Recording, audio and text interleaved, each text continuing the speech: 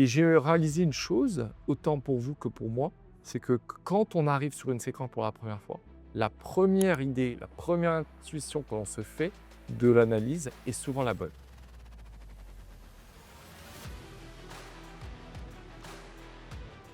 Alors, on cherche des ventes ou on cherche des ventes ou pas. On va regarder déjà ce qui s'est passé dans cet univers-là.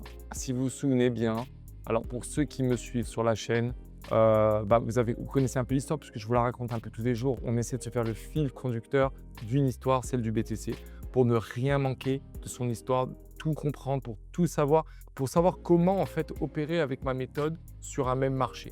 Déjà, pour arriver à ne pas changer d'histoire en permanence et en même temps, vous forcer entre guillemets à changer de méthode. Donc j'essaie de vous donner une ligne, on fixe l'histoire, on fixe la méthode et on essaie de voir comment la méthode est compatible avec l'histoire. Et on essaie de vérifier de quelle nature il faut s'adapter à la nouvelle donne de l'histoire et donc quelle variante il faut apporter à sa façon de faire, sans modifier évidemment la méthode. Donc la méthode en question, c'est une histoire de force. Je regarde, j'analyse les cassages de structure. Ici, je vois, on a eu un cassage de structure ici à la hausse, une fois, deux fois. Ici, on avait un OB. L'OB était en réalité un OB mou. C'était ce qu'on avait appelé un swing dans le swing. On avait étudié cela, on avait vérifié la force de ce swing, c'était une force de H1 et on allait vers une force de H4 ou H2. En réalité, c'était H2, mais c'est pareil. H2 égale H4, hein, d'accord? Et donc, le marché redescend. Donc, on sait bien qu'il ne va pas s'arrêter là puisque H2 est un temps plus fort que H1. Donc, on va forcément casser ce bar pour aller chercher un OB. Or, ça, c'était l'OB d'origine de tout ce swing. Donc, quoi qu'il arrive dans cette descente, on sait déjà qu'il va falloir aller de là à là, minimum, c'est garanti. Maintenant, en attendant qu'on aille chercher ce bas, il y avait une histoire dans l'histoire. Tu vas me dire, mais c'est quoi l'histoire dans l'histoire? Eh bien, c'est qu'en fait, là, vous voyez, on avait fini ce swing, mais il y avait celui-là, c'est un autre, il y avait un micro-swing dessous. Donc, en attendant d'arriver jusqu'ici, on était en train d'observer une remontée, et cette remontée, elle avait une force de H1. Je vais revenir dessus. Pourquoi une force de H1? Donc, on avait H1, H2. Là, on avait H1. Donc, on avait le risque que le marché veuille monter très fort. On se calme, on respire. Vous allez comprendre, ce n'était pas évident, mais vous connaissez la règle. La règle est facile. Le problème, c'est d'être capable de la transposer sur des univers assez particuliers où vous avez l'impression de vivre chaque jour un peu une exception. Parce que chaque jour, vous allez vérifier, vous allez observer une façon différente de vivre une séquence. Pourtant, la séquence est la même. Il y a toujours des petits détails ici ou là qui rendent cette séquence parfois complexe à lire. En réalité, elle ne l'est pas.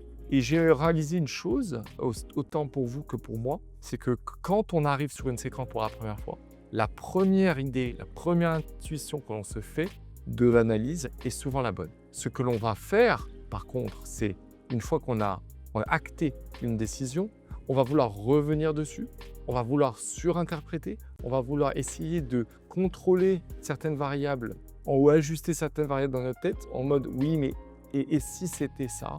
Et par contre, pourquoi pas ceci? Non, non, non, pour arrêter de s'inventer des choses qui n'existent pas. Ça, c'est le démon qui parle à l'ange. Et donc forcément, on va chercher à se saboter.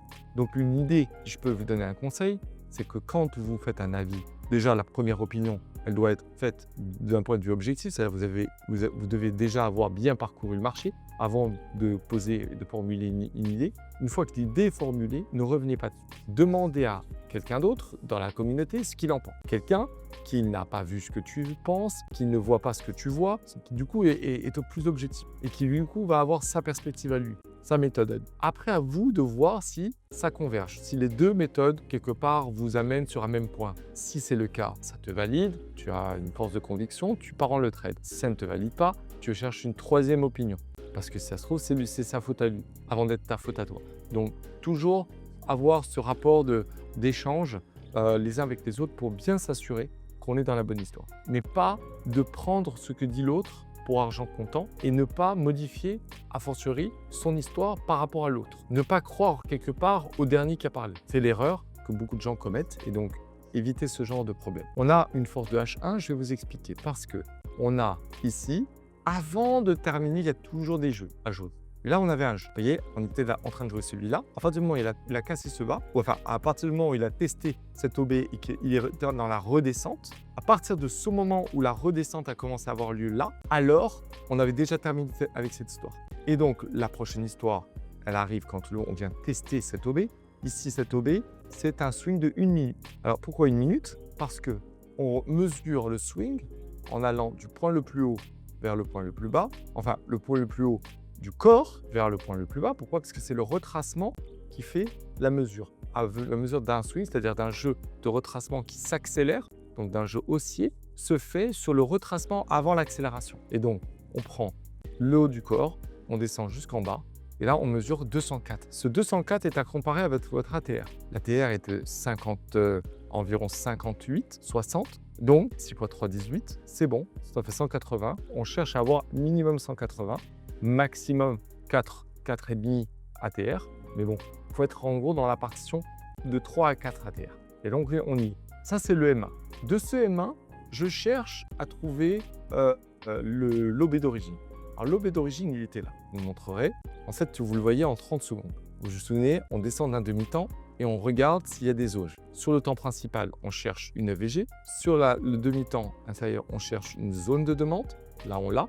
Vous voyez, elle correspond exactement. Vous voyez, en vert, là, c'est mon OB statistique. Donc, en fait, ça correspond parfaitement à l'OB statistique, qui est en fait une autre façon de calculer des OB, qui est automatisée, pour lequel vous pouvez télécharger ce programme. Pour une fois que je vous suggère une forme d'indicateur qui marche, profitez-en parce que ce n'est pas demain la veille. C'est pour moi un outil extraordinaire qui vous évite bien des complications, bien des erreurs.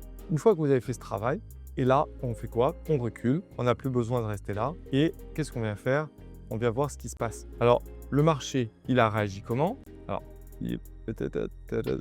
peut-être que j'aurais peut-être pas dû faire tout ça. Ah, quand bien même. Bon, quand j'ai vu ce mouvement s'opérer, alors il y avait deux jeux. Il y avait celui-là et il y avait ce swing-là, qui aurait pu être aussi un OB. Je vais les marquer tous les deux. On verra bien lequel est le bon. Le marché donc descend, sans doute. Alors, j'avais dit que c'était une force de H1 ici. Hop. Ça, c'était la première. H2, on arrive là-haut, on descend, on vient taper dedans. Là, on repart en H1.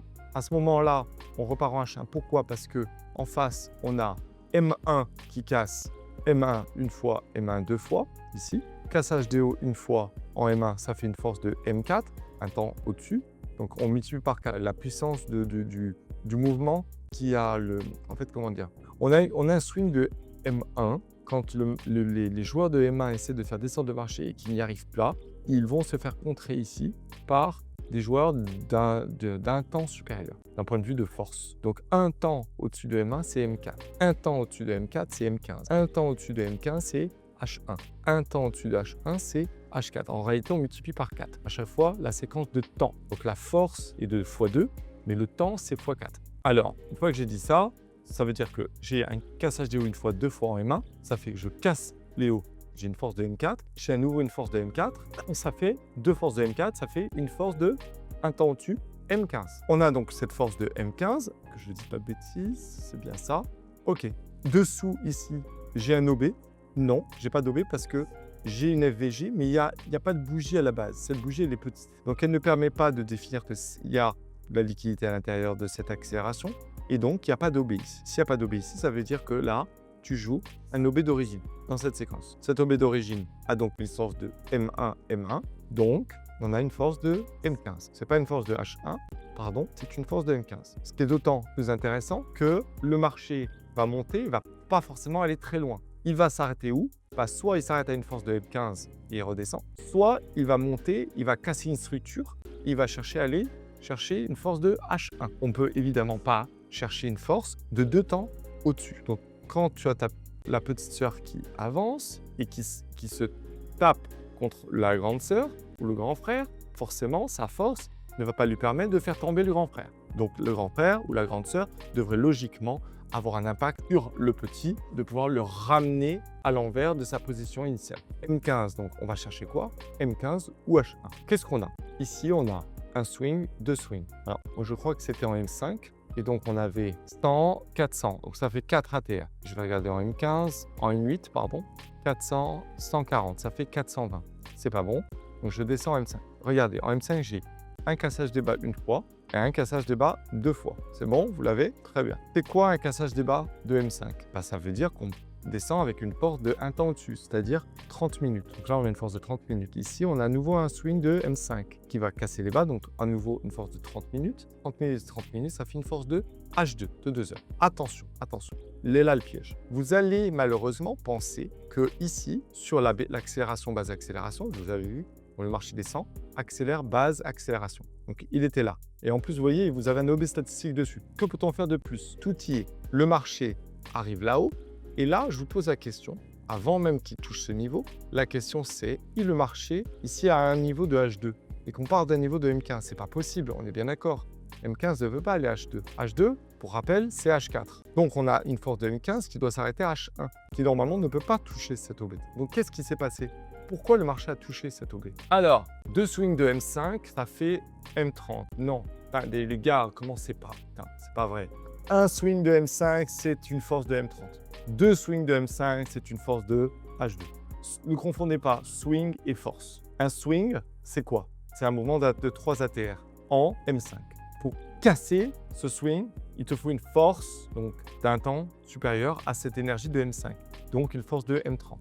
Tu en as 2 au moins. Tu peux en avoir 3, 4, 5, on s'en fiche. Donc à partir de 2, tu considères que tu fais 2 fois M30. Ce qui te faut 2 énergies de M30 au moins. Donc, ça te fait une énergie de H2 sur l'order block d'origine. Si tu n'es pas sur l'order block d'origine, qui était sur l'order block avant l'order block d'origine, et donc ce n'est pas l'énergie de H2, c'est l'énergie d'un temps inférieur, donc de M30. On n'oublie pas, l'OB perd une force par rapport à l'OB d'origine.